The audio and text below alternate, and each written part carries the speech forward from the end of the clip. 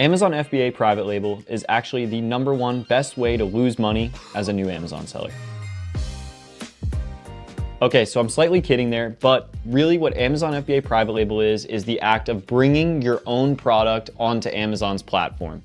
Now, there's a lot of different videos online that talk about how private label is like the best way to get into Amazon. But if you're a new seller that doesn't know anything about navigating the waters of Amazon, it's actually probably the worst thing that you could do and the best way that you could lose money on Amazon. Most of the time it's built in China, shipped here. So it would look something like this. You would identify a product that you wanted to build. You would then go reach out to a supplier in China or another country and get a sample made. Then you would work on building the product listing on Amazon and then also building the brand registry and things like that. Then ordering in bulk your product from China and shipping it here. You can ship it directly to an FBA warehouse, or you can also ship it to a prep center here or to yourself, then start shipping it into FBA. But once you get your product there, the work has just begun, but you're probably 3 to 4 months in before you've actually gotten this far. Then you need to actually start marketing your product because your rank probably like 3 million in whatever category, and now you need to get that rank down with sales. How do you get that rank down with sales? You need to market your product, which means pay for PPC on Amazon and then start to work on getting reviews and things like that. It's a lot more backwards of a model if you know nothing about Amazon, and you're not gonna make better margins buying it from China versus buying wholesale brand name goods here because of the freight and the advertising cost at $2 to $3 per sale.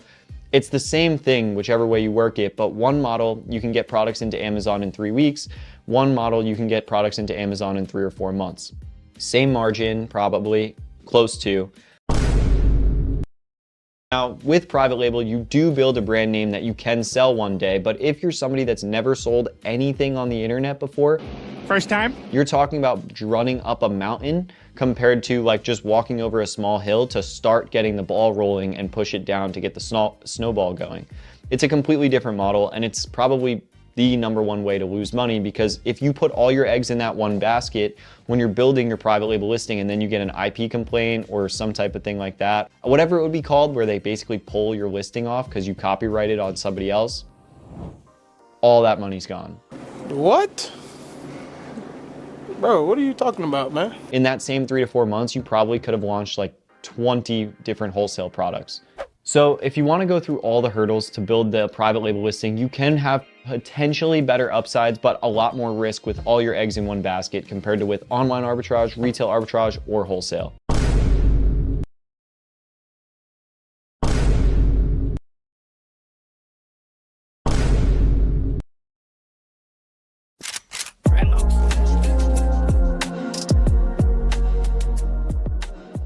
Hey, what's going on, loungers? Welcome back to The Supply Chain, the only show on YouTube helping resellers get into replenishables.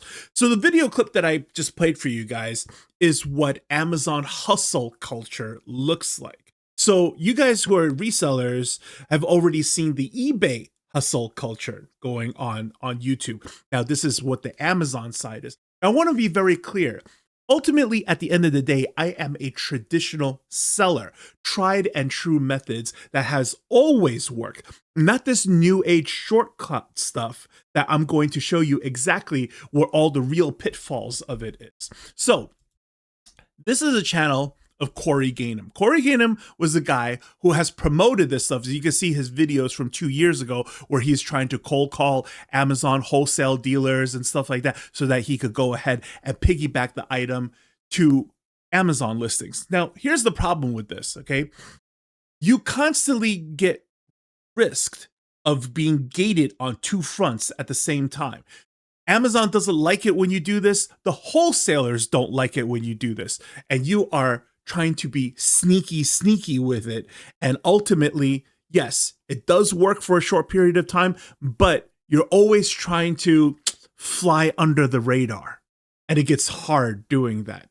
Now, I want to show you guys over here that he has moved on from this. And this was all the stuff that he did from years ago. And then you see like, you know, all these Canva thumbnails over here. And then when I scroll back up and then we sort to the latest, you can see that this is all the, AI generated stuff, right? Where he has other thumbnail designers help him out. And then you can see one of his latest videos is just, I'm done and I'm quitting Amazon. Imagine promoting this stuff for years just to finally walk away from it and then admit like what all the problems are. And now his new thing is to get into, AI basics masterclass, AI stuff. So he has moved on from tangible goods e-commerce to SaaS, software as a service. Now, I just want to come over here and then show you that there is a guy that I thought was very interesting in his thumbnails, which is Reezy Resells over here. So we're going to get into Reezy Resells in a little bit, and I will do a full video on him because I think it's very important people understand what's actually going on. Here is a video of three guys who are having a podcast and accidentally just reveal everything because you know what? Corey is done. So he's just going to give you the real truth. Like, okay, I've made almost $1 million in this business. I've stayed alive for 8.5 years, which is more than most people can say. Okay, I make an industry standard margin, which like 5 to 7% net is literally what people make in this business. But most people don't realize that. See them all nodding their heads along. 5 to 7%. So I want to show you guys the title of this video was Corey Gaynham walked away from $16 million Amazon business, and here's why. Why? First of all, the title is super misleading because he didn't make $16 million. What actually happened is that he did 16 million sales revenue over the course of 8.5 years. So when you break that down, and let's just take the average of what he's saying, between 5 to 7%, which would be 6%. 6% of $16 million is $960,000 net. And that's what he said. He made close to $1 million. So he's not lying about that, except he made it over the course of 8 years. And in 8 years divided into 960,000, you get 120,000.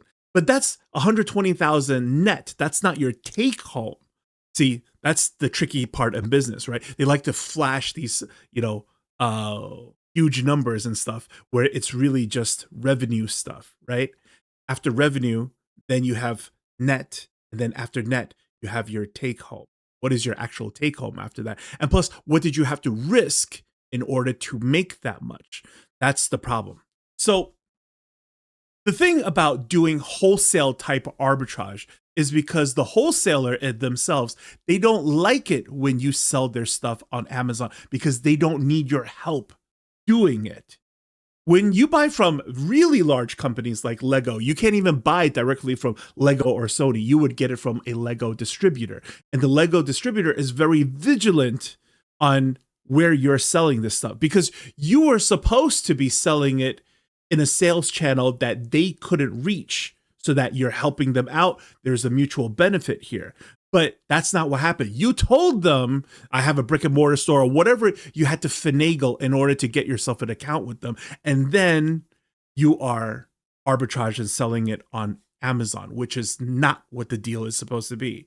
And that's why these people walk away from this, because I'm always trying to fight for vendors and try to find more wholesale accounts and basically lie to people. You're lying to your vendors. Imagine finally going from, one-off items into having a stable vendor supplier just to constantly be cut off by the vendor supplier. Why? Because you're lied to him.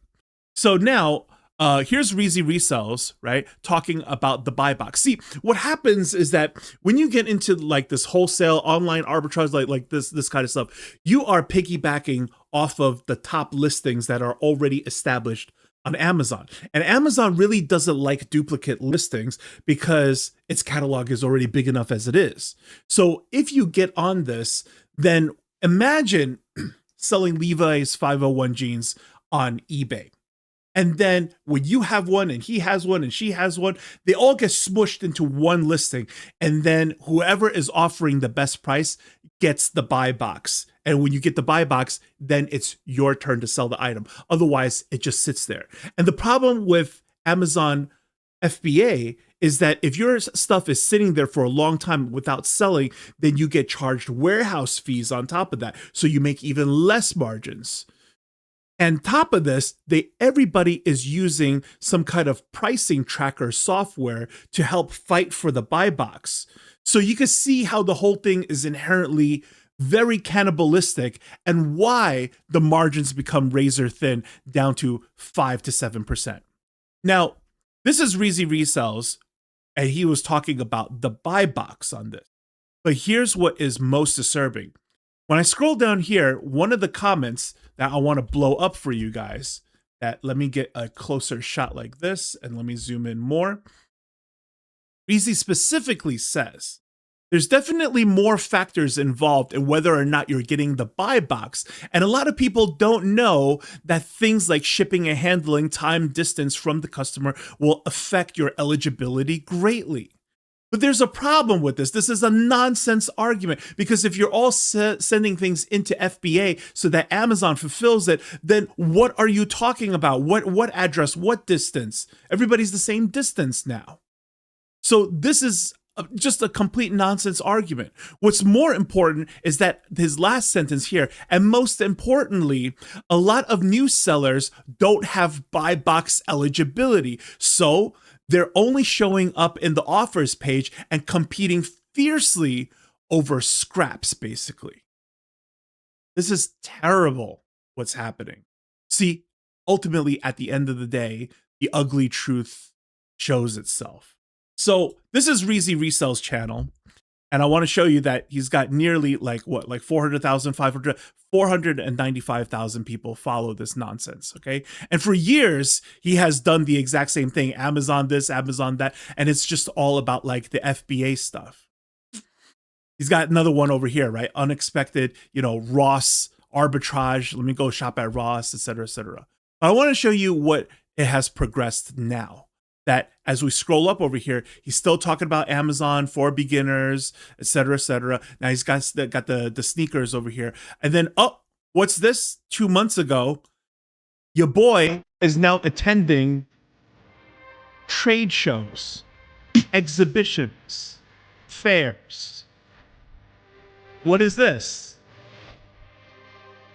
What's good, y'all? I'm out here at the Alibaba.com co-create conference in Vegas. Huh? Alibaba.com actually flew me out here so that I could cover this event for you guys. So I really, really appreciate them. Shout out to Alibaba.com. So today we're going to head into the conference. We're going to see what it's like. We're going to see some Damon John. We're going to see some Lori Greiner. There's some Shark Tank people here speaking. There's like a pitch thing. They're giving away $600,000 to people pitching products. That's going to be amazing. Okay. But we're also going to... So for the rest of the video here, I'm going to mute this. And then you just see him talking to other vendors and stuff like that at trade shows. So what is happening here? What are we actually seeing in real time right now? This is traditional business. This is what it always was. Okay? Mason T was doing this at age 27.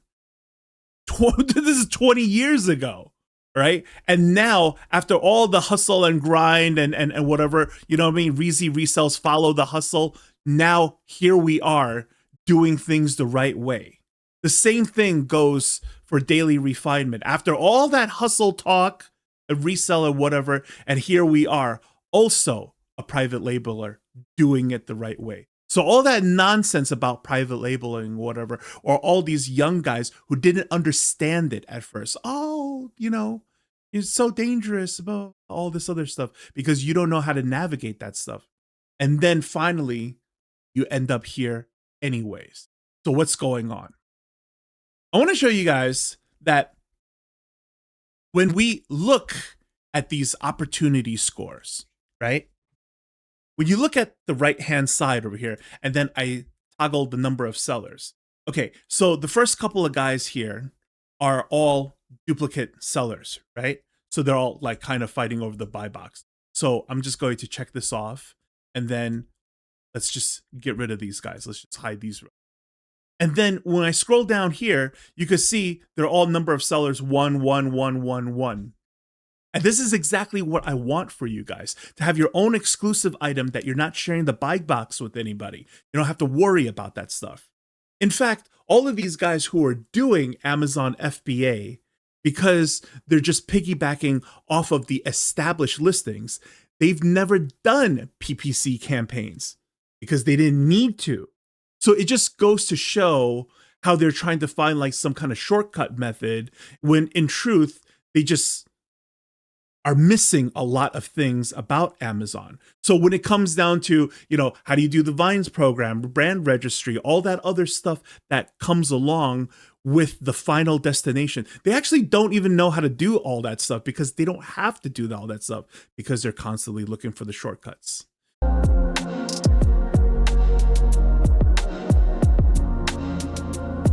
Today's sourcing strategy is a cookie cutter idea that anybody can learn and take home with them and copy themselves, is going to be, you guessed it, on the yoga mats. So recently I featured the yoga mats in another video. So that was just kind of a glimpse. But today we're going to take a closer look at this particular item because I had my eye on some stuff here. But before we do that, I want to show you that, in the past, I have also done classes specifically on innovation. So we're just going to talk just a little bit about being a product developer.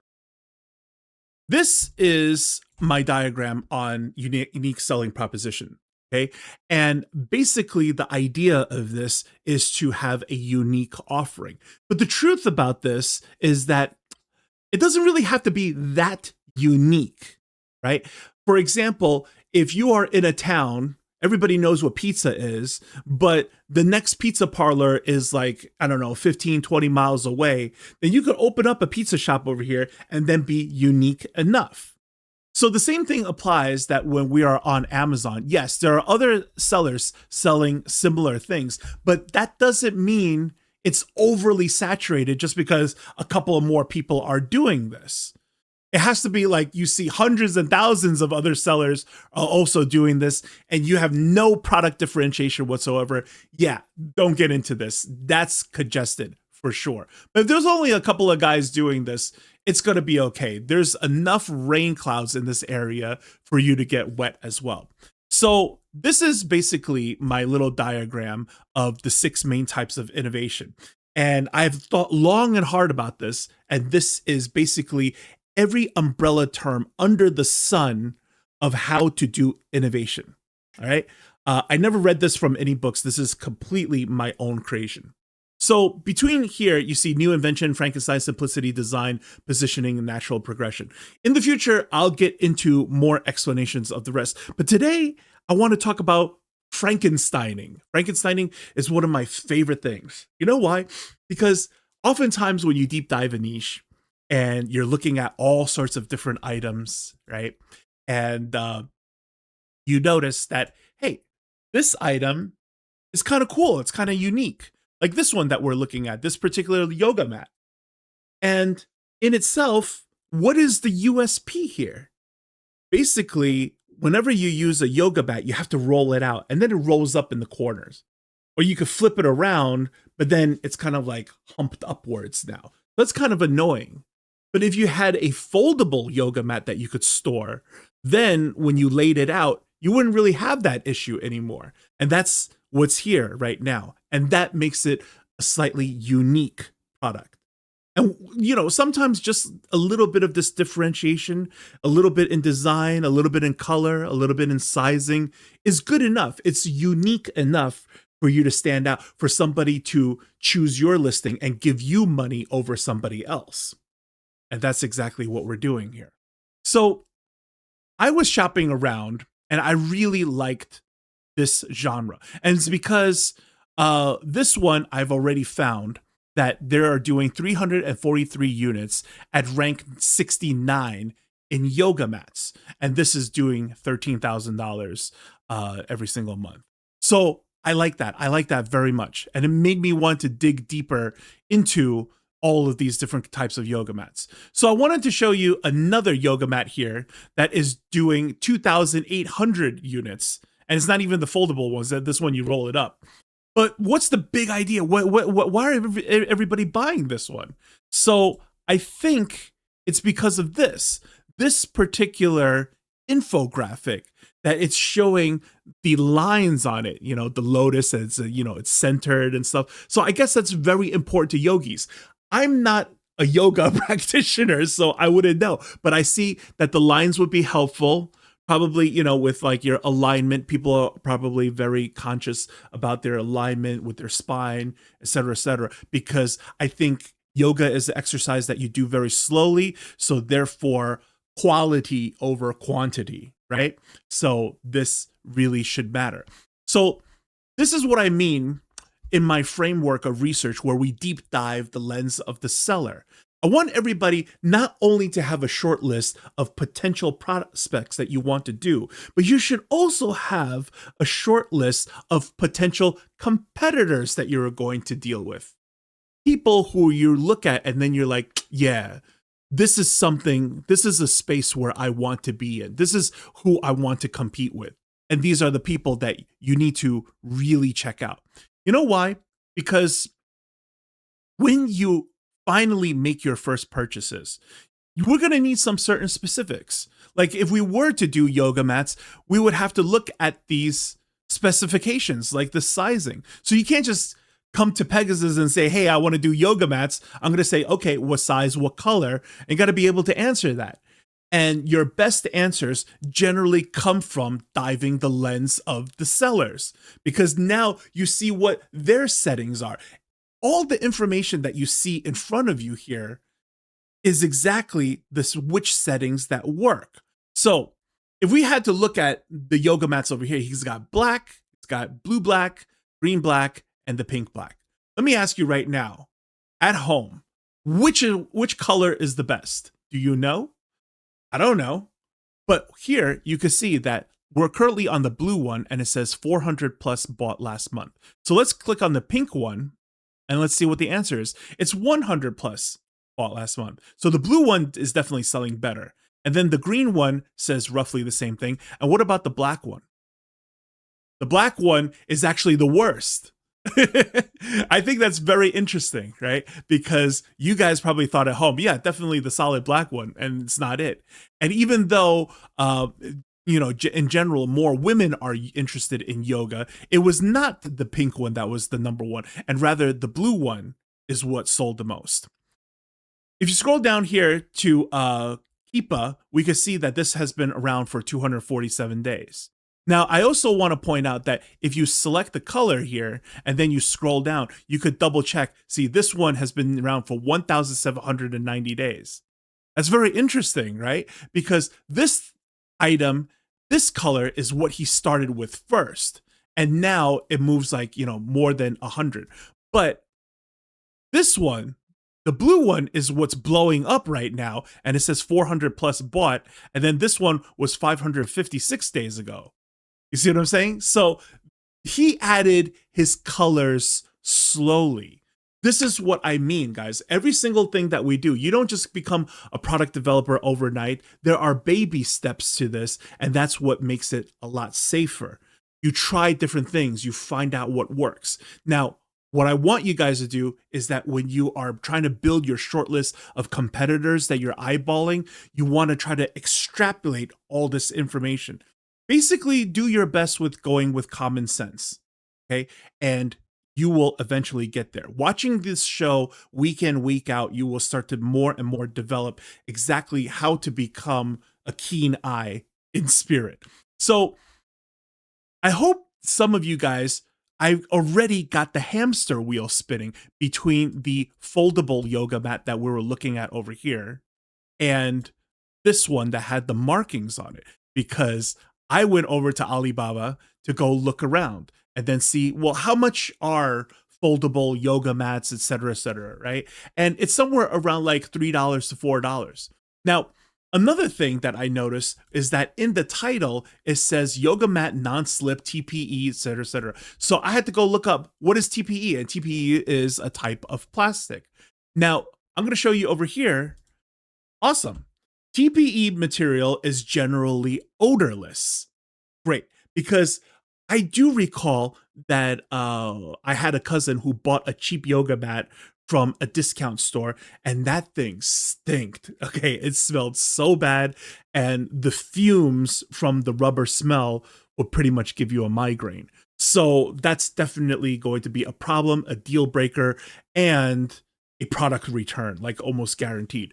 So having the TPE stuff is not nearly as important as I think letting people know that your item is odorless. So am I getting the wheels spinning yet? Are you guys feeling that? So basically, what do I want to do?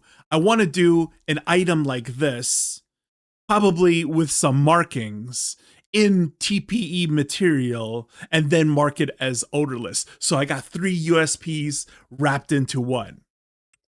Frankenstein.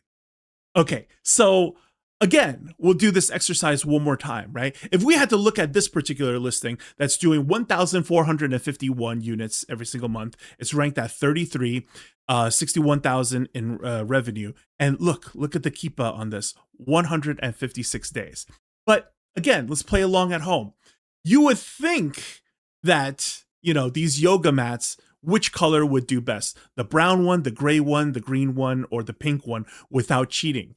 Of course, you already see it on my screen, but do your best to be honest with yourselves, because I'll tell you right now, I did not think brown was going to be number one.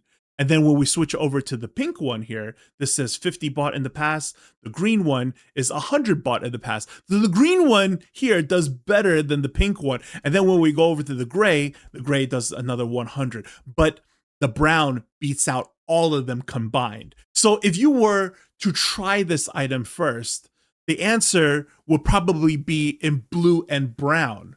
Is that shocking? Right? So this is what I mean. When you are boloing, you know, other people's listings and stuff, this is the stuff that you want to keep your eyes out for. So on the Alibaba here, I've noticed that they can print all sorts of things. So this one, I don't know if people will appreciate it or not. And this one folds into squares. But look, it's got like, you know, all the yoga positions on it or something, right? So maybe they'll go for it, maybe they won't. I think the print on this looks kind of tacky. So this is just a gut feeling of myself. Maybe you guys feel differently about it at home.